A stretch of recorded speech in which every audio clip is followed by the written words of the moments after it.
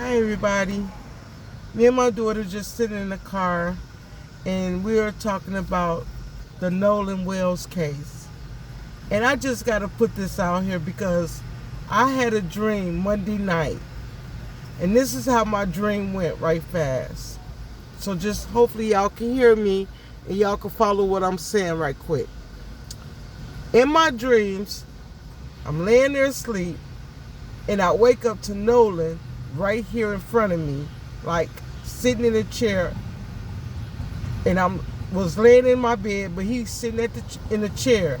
I can't tell you where the chair was positioned by my bed, but he was sitting there with his arms crossed, just staring at me, and I was staring back. He didn't say anything, I didn't say anything. We were just like having a stare off.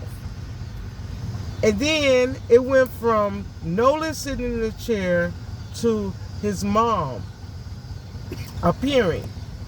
And all of a sudden, it was a second chair. And she was sitting right next to her son. Now, this is the part that really got me at first. Was the fact that there was no tears. There was no sadness in her eyes. There was no emotion. She didn't reach out to try to hug him, embrace him in no type of way. There was no touching at all. She just sat there. And just like Nolen, she had her arms crossed, sitting at her lap, just crossed. And then I look over from the mom back to her son, Nolen, and he's shaking his head just at his mom. But no words was uttered. No words from Nolen at all. So then it went from the mom sitting there, she's looking down, but not giving her son no eye contact, to the dad is now in the picture. And then there's a third chair and he's sitting right next to the wife, Nolen's mom. She's in the middle. Nolen's on one end, dad's on the other end. And I couldn't help but to notice that when looking up, they're both shaking their head, looking directly at the mom. And finally, the silence was broke by the dad by saying, I had no parts in none of it until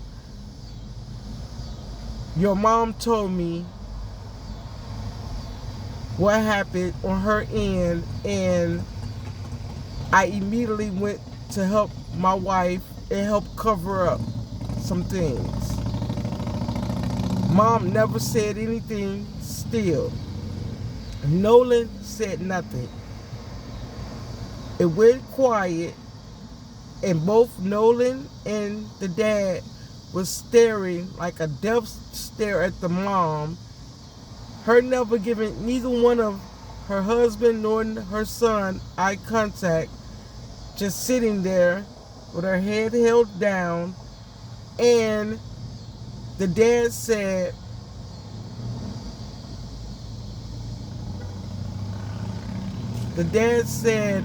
what did he say? He said something on the lines of, I'm not guilty of hurting you, son. I was helping your mom. And then finally, mom broke her silence and she spoke directly to Nolen, saying,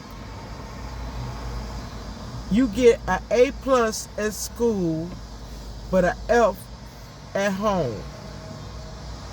I don't know what that means. Nobody broke nothing down to me.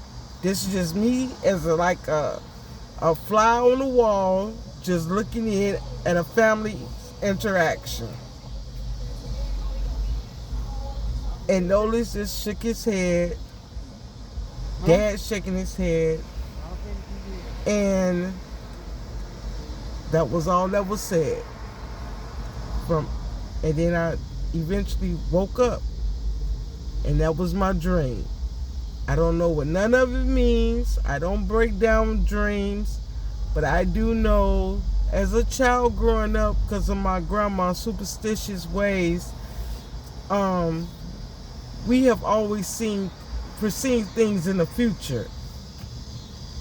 It's always scared me, especially as a child, being able to see things before it actually happened in real time in someone's life or in our lives, my life.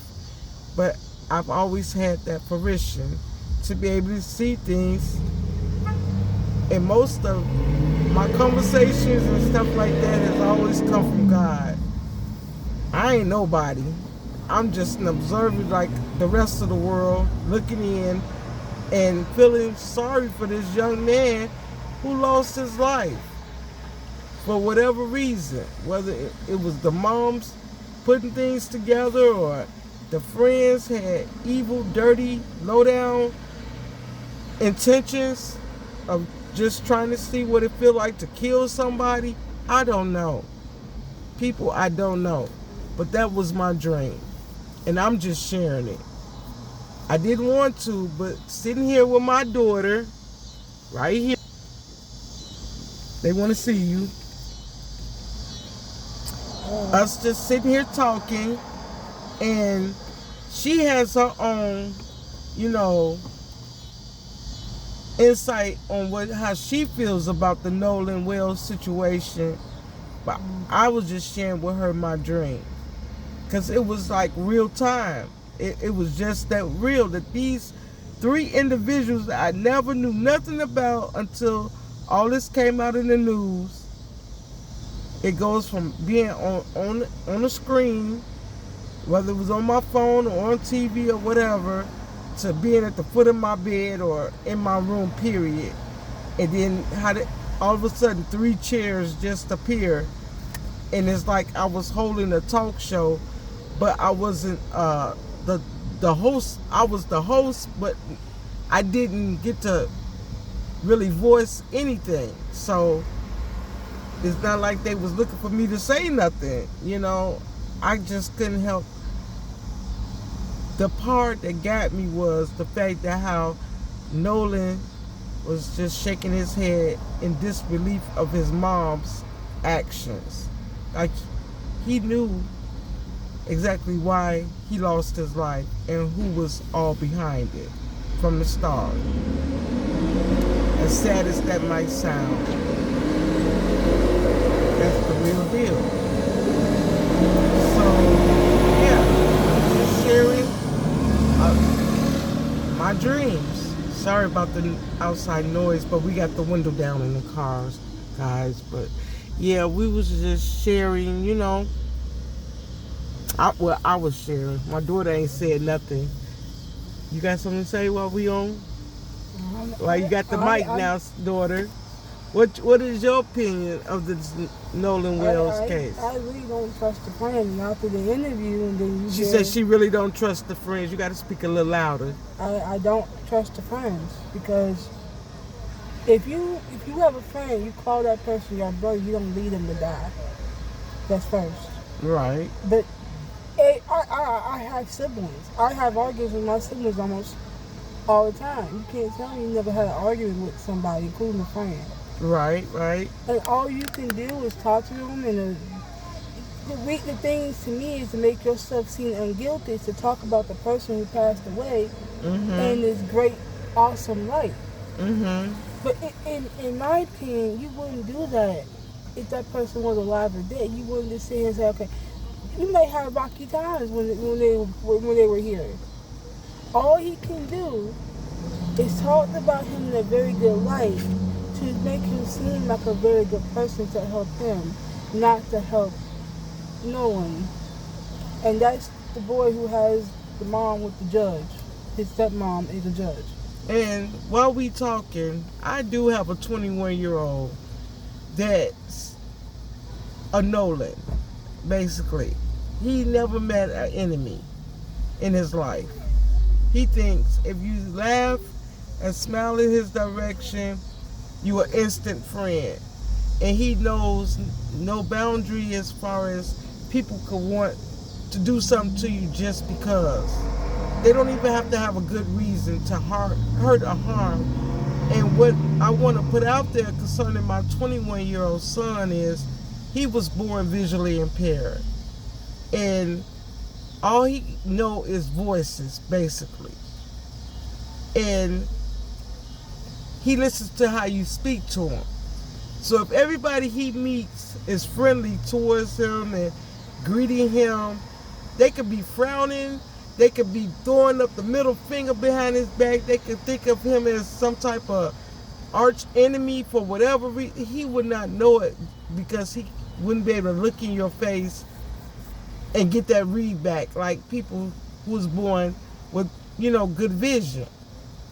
You know what I'm saying? So I fear for my son in the same way because he has a lot of friends that's not of our skin color that he have spent weeks with, where I will have to get in my car and drive to find my son because, yes, he was of age when he started leaving home and hanging out with certain people.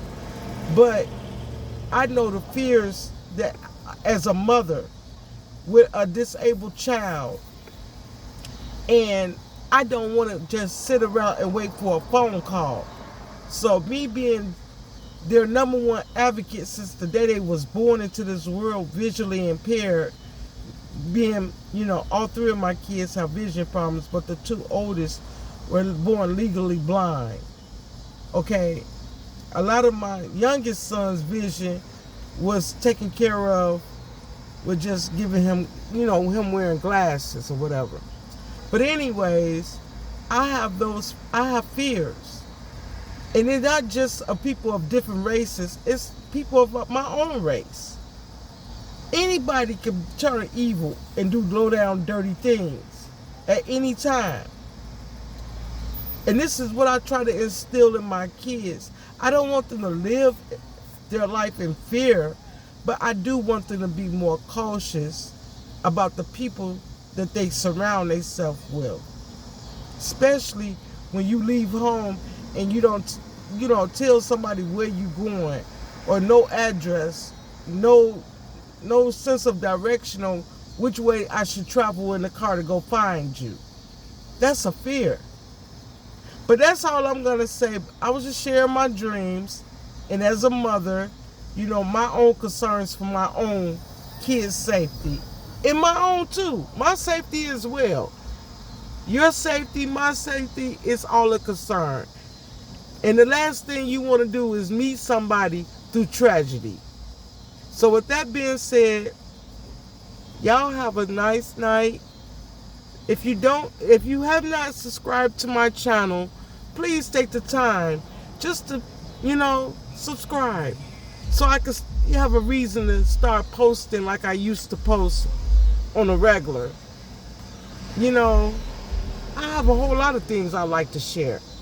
But I mostly keep it to myself because I'm thinking like, who really cares? What my daily life from raising my disabled children. 2 of them is already over age of 21.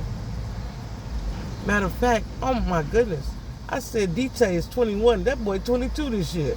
He turned 22 in February. Oh well, with that being said, we're going to bid y'all a good night and be safe out there in all your endeavors.